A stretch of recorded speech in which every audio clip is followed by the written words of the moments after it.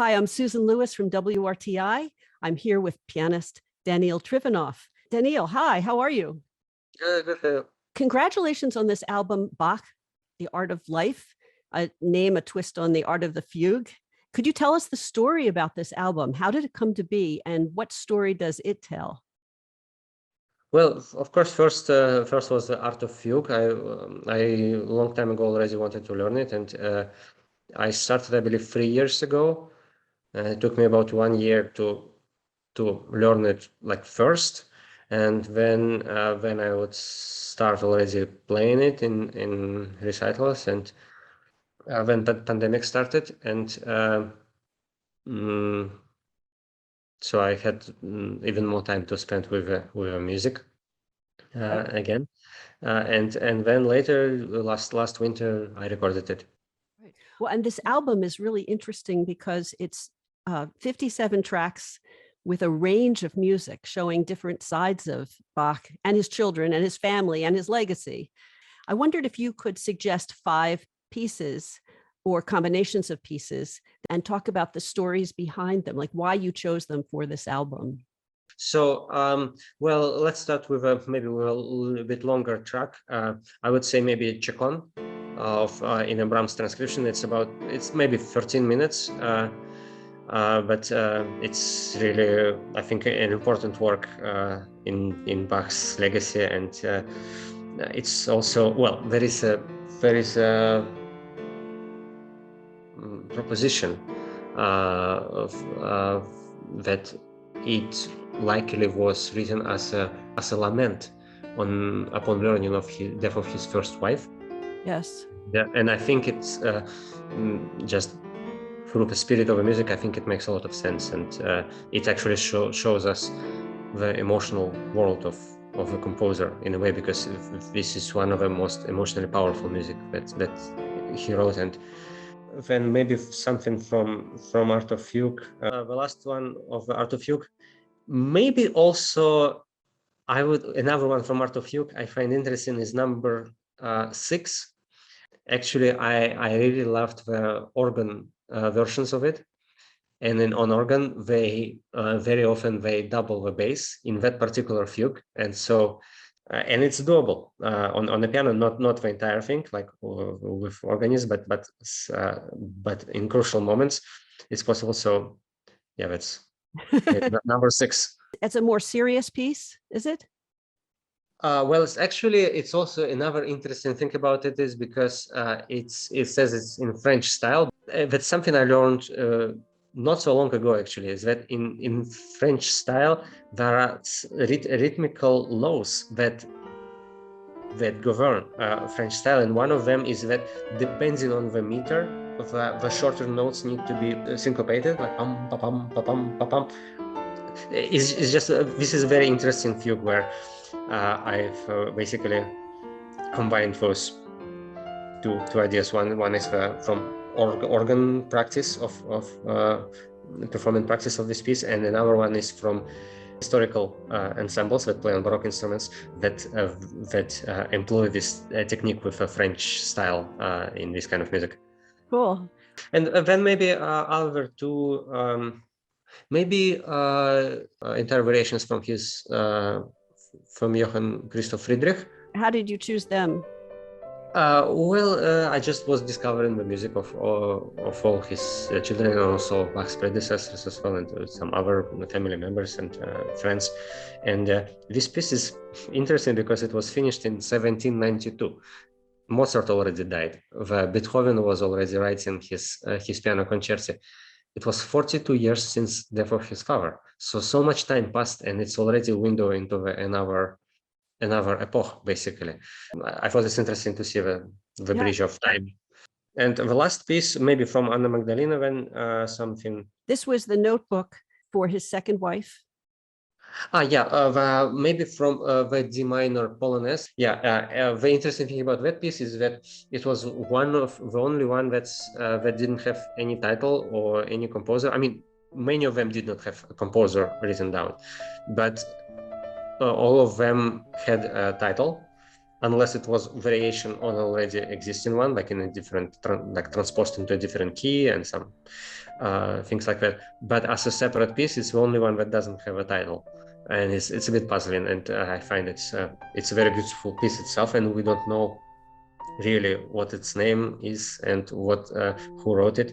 The title Polonaise was added later, and it's not 100% if it was supposed to be called Polonaise in the first place. But if it was indeed Polonaise, I mean, it could have been Polonaises. Many Polonaises was slow back then, and didn't have a pam pam pam pam this kind of rhythm.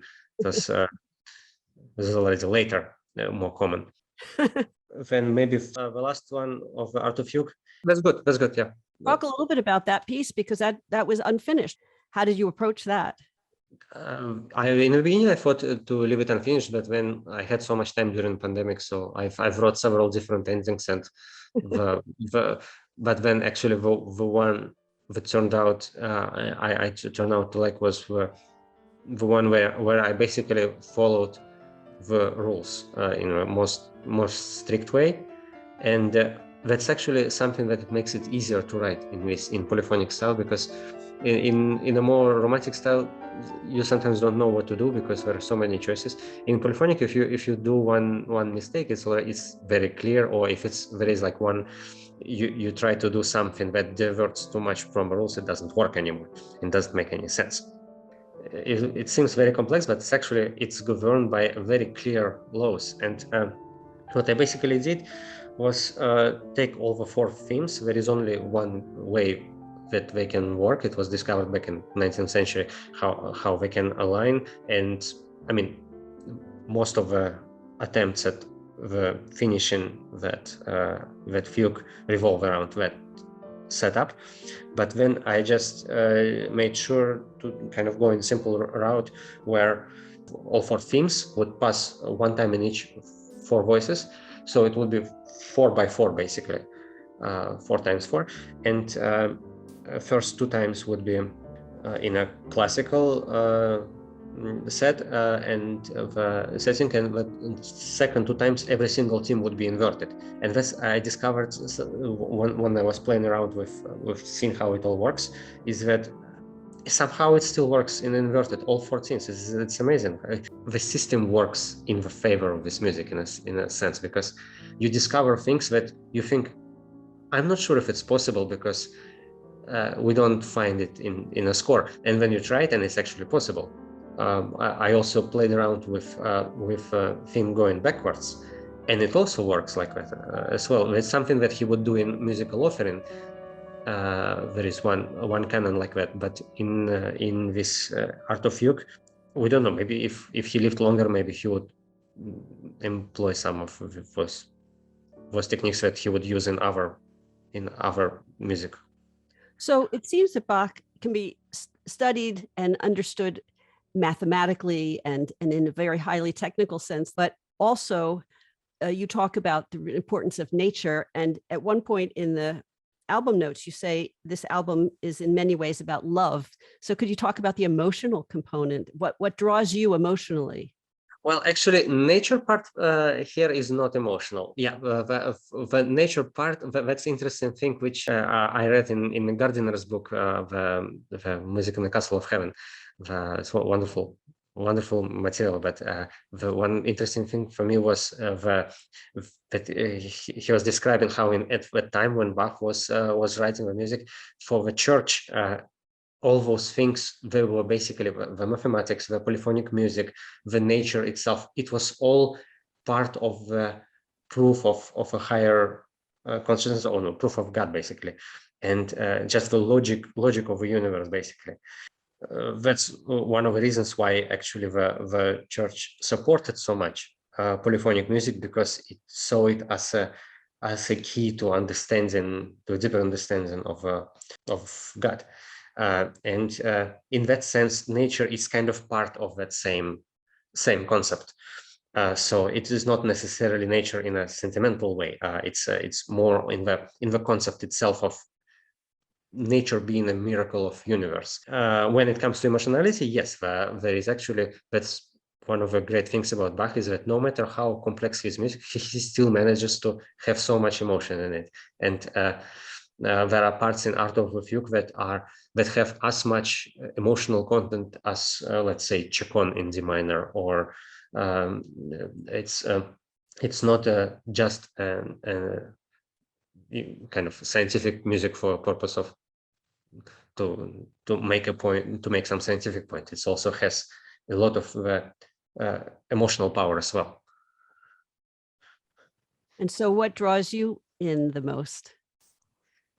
What attracts you most to Bach?